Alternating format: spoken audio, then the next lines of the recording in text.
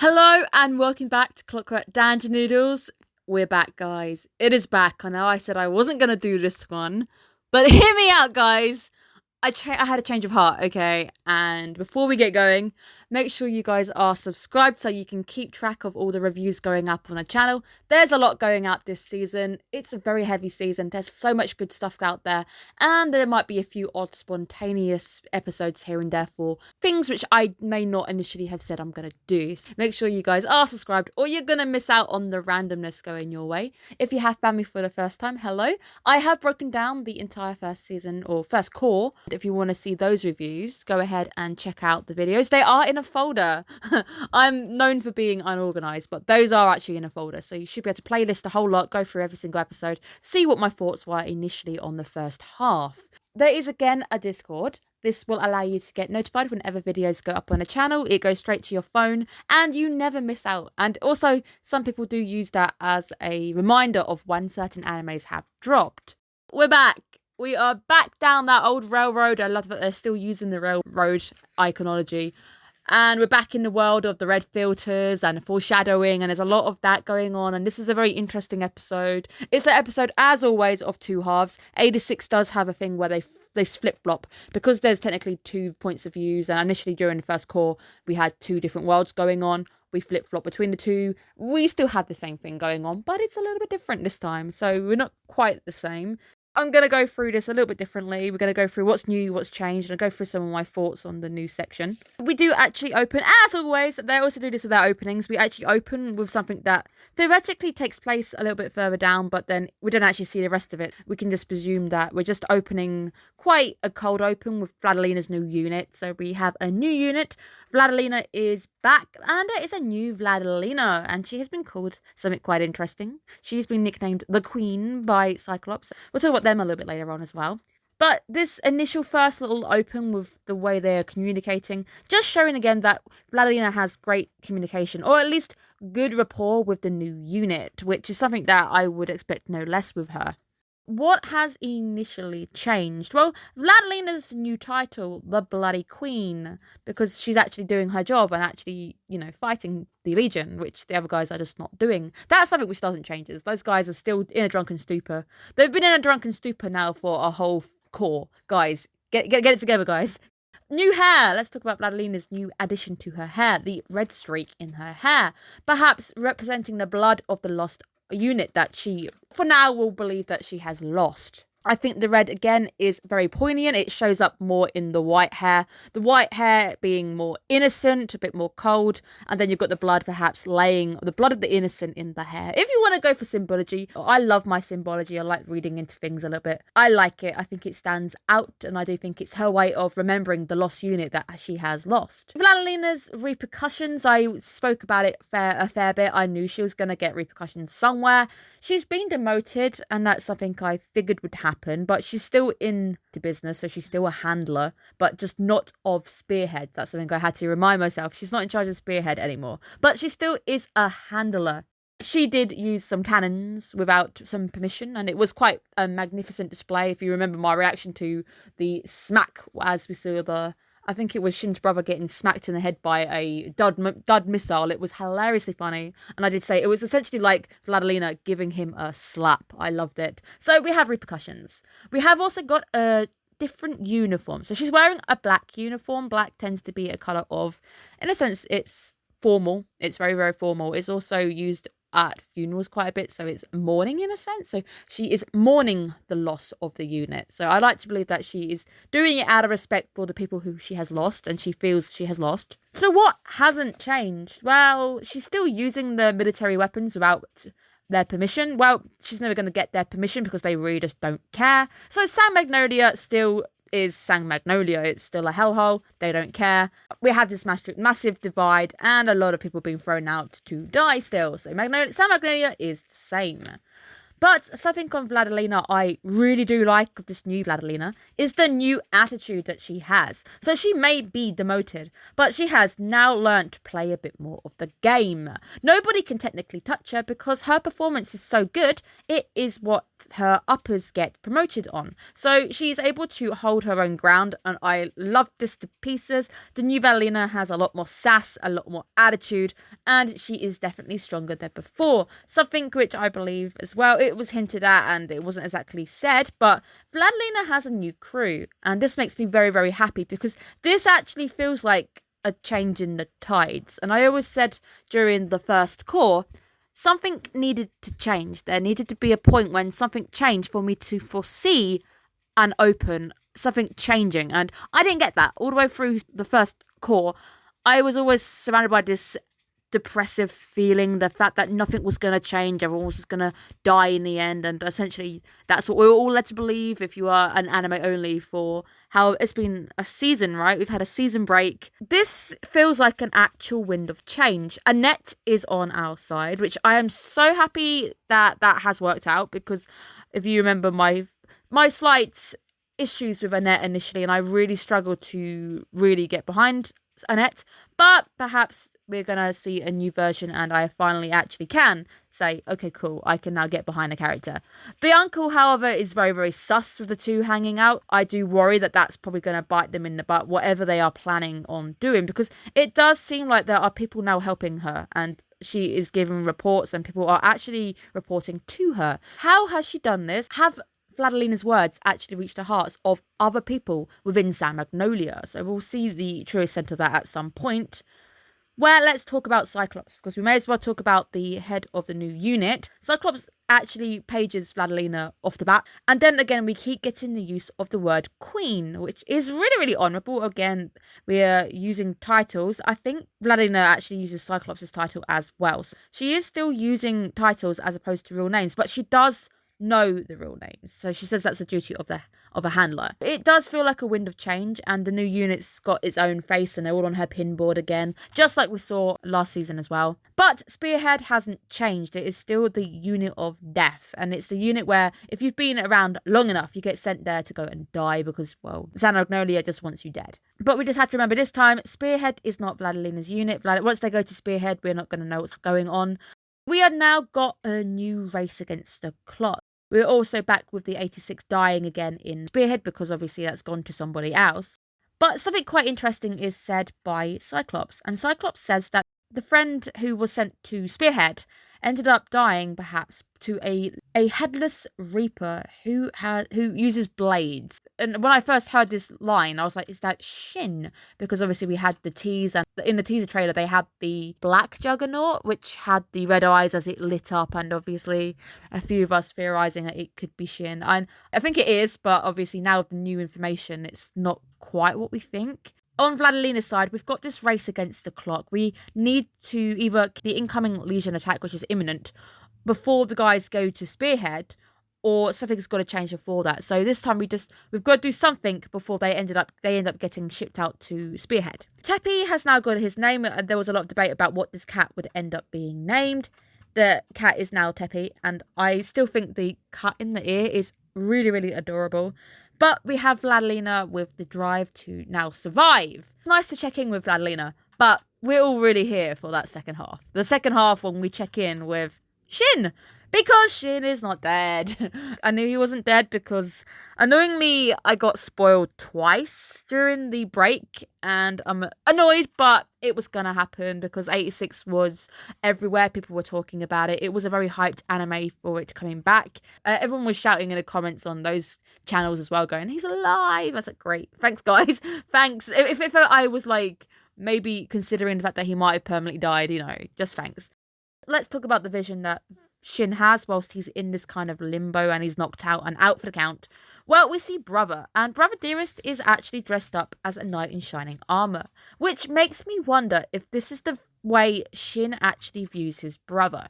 Shin never actually hated his brother. He never really held any malice towards him. Obviously, he wanted to defeat him so he could be put to rest, and he didn't want him being used by the Legion. The way that he sees him and he is shown in the armour obviously makes no sense, because that's not the armour that he would have worn when he was a pilot for a Juggernaut.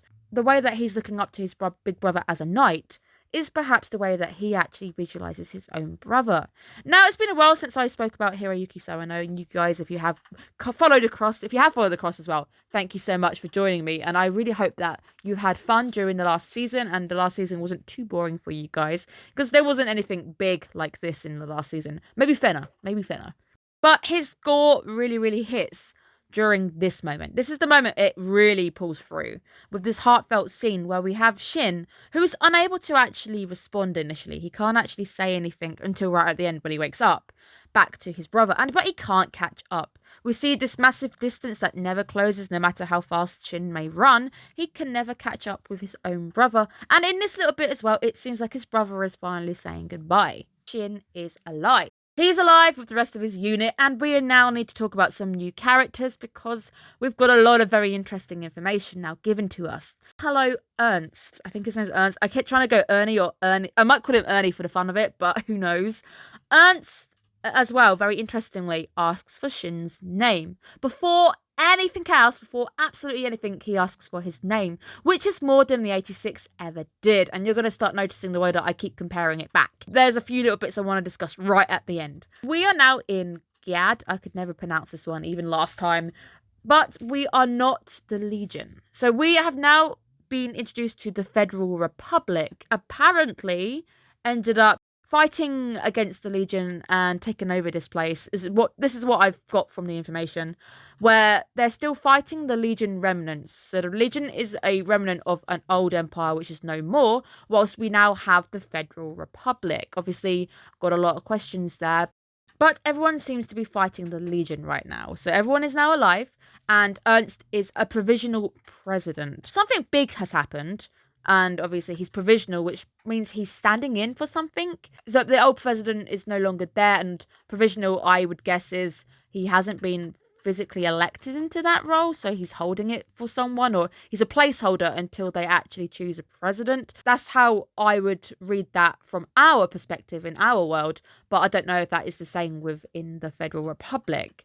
I do like the fact that they refer to the Juggernauts as Dinosauria, and obviously dinosaurs are a relic of the past. Initially, I was wondering if this meant that the Juggernauts they were using were out of date compared to the stuff that they're using. 50-50 on this, because we do actually get a look at the world of Gyad. Even through just the window, we do get to see their level of technology, and it doesn't quite seem like it's more advanced, even though we do initially see them with their new Juggernauts and these black Juggernauts, which again, black Juggernaut, and we saw the teaser putting a few things together there. So we'll have to hold out on who's actually more advanced than the other just yet. The Federal Republic debate on what to do with their new visitors, where oddly enough, we are granted citizenship, which again is more than they were ever given in San Magnolia. Right now, you're probably all thinking, wow, this place is a lot better than San Magnolia, so San Magnolia must now be the enemy. I've got some interesting things that I'm starting to just ask myself. So the speech with Ernest, he initially talks to them and then says, what kind of place would we be if we were like killing children for simply being different? This is a direct jab at San Magnolia, and obviously it's supposed to also show them that you can be at comfort here, and showing, we're different from them. Trying to show that the way that San Magnolia operates, killing of the 86, is wrong. As well, it feels like it's more in line with our thinking. So what I did gather from Ernest or Gyad and the world, it really does feel more in line with the world that we are in. The Juggernauts then are suddenly considered revolutionary, so that's why I was a little bit confused whether we were ahead technology-wise, behind technology-wise. But there is now this talk about wanting the 86 to go back to the battlefield. I still feel really bad calling them the 86, so I would want to call them Spearhead, but it feels wrong, so don't really know. We haven't got a fun name for them yet. We need to have a name for the group. I apparently want to return to the battlefield, but it's quite interesting because Ernst actually isn't the one heading this. He initially is against the idea and he refuses to send them back. He says we need to give them peace. So Ernst at the moment appearing, hopefully he is a good guy, but I've been tricked out by things like this before. So for now, Ernst is appearing as a good guy, and again, thank you for not sending our kids back to the line of fire, although I do think with the ED, that's going to happen at some point. Get our first look at the Federal Republic Gyad, and it really does feel like the world that we know. It's diverse, everyone is mixed. Everyone's mingling happily. It looks very happy as well. But the technology looks more or less similar to the one in our world. We've also got the Save the 86 movement, which is just pretty cool, seeing that they're actually starting to champion, and I guess they've heard the 86 story and they feel bad about it. But this is also setting up San Magnolia as a new enemy, which is quite interesting. I wanted to remark on was the fact that even though we were looking out the window, and obviously everyone's looking out, the curtains are suddenly drawn before we arrive at some statues. Now, this could just be the statue of our Empress, who we meet at the end, or it could be something else, and we are also hiding secrets. I am just open to it for now, and I'm remarking on it because I thought that was a little bit of an odd movement. Last season, I spoiled something for myself. There's been 2 spoilers, and one was me reading comments on the new season airing, and the second one I did foolishly because I was looking up 2 different bits of information. One bit of information I won't tell you guys because I refuse to spoil it for you, and that's a new bit of information where I was looking at something. Now, the second bit of information I can now say is I ended up seeing an artwork of Shin and Frederica. And one of you guys did message me via Discord just to ask what I'd seen and confirm that I had indeed spoiled it for myself, because I essentially knew that if whatever happened to Shin, he was going to meet another character. And because he hadn't met that character in the first core, I knew he couldn't have died. But Frederica says something a little bit interesting when she starts to refer to them as lowborn. Interesting. We'll just keep that there for now because, again, she is a child and she is quite young, and I wasn't actually expecting her to be as young as this because I only saw the picture, and in that picture, I swear she looked older. But that could be part of what I'm starting to think in my head. I've got some things I'll discuss at the end. But I do love the fact that Shin is not impressed by his new little sister. I'm not gonna lie, I laughed a lot when I saw their exchanges with him turning away to look at the door and then being like, wait, you closed the door. And there's this like hilarious interchange with the guys. That was hilariously funny. I enjoyed that. Ernst, we end on this big thing with Ernst calling Frederica the Empress. Ernst is a loving dad. Perhaps he's compensating. He has lost his own children, because then we hear Frederica say, Kiri, I think the name is Kiri. Lots of interesting things going on there. Is Ernst actually Empress Frederica's dad? Because that then changes a lot of things. There's a lot of things that don't line up. That's all I want to say for this. And there's a big thing in my head starting to build, and I don't know if I want to say it yet because I feel stupid if I say it and I'm wrong. I'm going to say it anyway, but if I am right, don't say anything. If I'm wrong, again, don't say anything because I don't want this to be a spoiler. But I'm wondering if the world that we're in right now, the way that these guys are, is whether it's programmed. And this sounds so stupid now that I say it out loud, but whether everything we're seeing is actually programmed and these guys are telling lies. But I don't know. That's all in the back of my head. We'll leave that there for now. I don't quite know where that's going yet, so that could just be something weird in my brain. Obviously, the story at this point is these guys came in and saved them before they could have their heads removed and bits and pieces like that. That's the story right now. Maybe season 1 has made me not trust anybody, that I don't quite trust the story that I've been given, or I want a bit more information before I fully trust it. Let's talk about the ED as we move our way out. It is actually really exciting. I really like it. It's visually stunning. There is a lot of really good movement between the two, seeing the battlefield, seeing facial expressions. There's some interesting characters and interesting powers that I've not quite seen.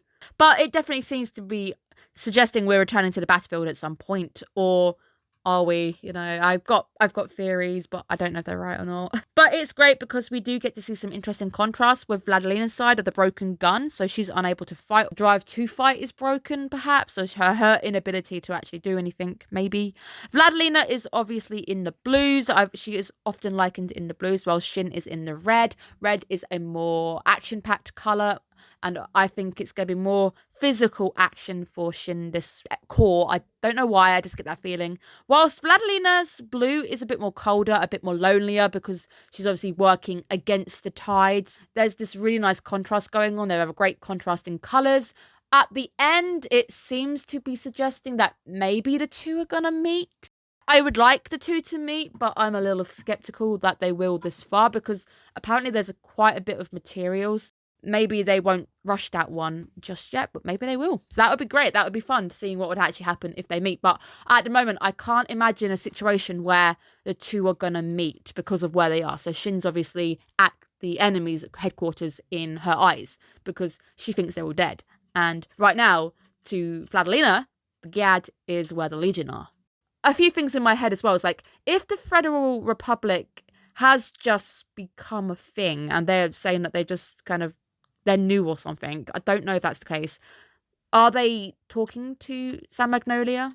I don't know. Or are San Magnolia aware of this and are just completely ignoring it because they seem to be built on a load of secrets and lies anyway, so maybe they are actually aware that the Federal Republic is a thing. Lots and lots of questions. I am so excited that this one's back. It's going to be a heavy one. This is always the heavy one for me. But a big thank you to you guys if you have come across from the old season. So hello again if I haven't seen you in a while. I hope you guys are doing okay. It's going to be an interesting bumpy ride. And again, I might be spewing some random ideas at times. Just bear with me, guys. Bear with me as I try and figure this one out. Very excited that we're actually opening on an episode which feels like a bit of a wind of change. Might be the title of this video, who knows. But thank you once again. I will see you guys next time for another episode of 86. Can't wait. I'll see you guys soon. Have a good day, guys. Bye-bye.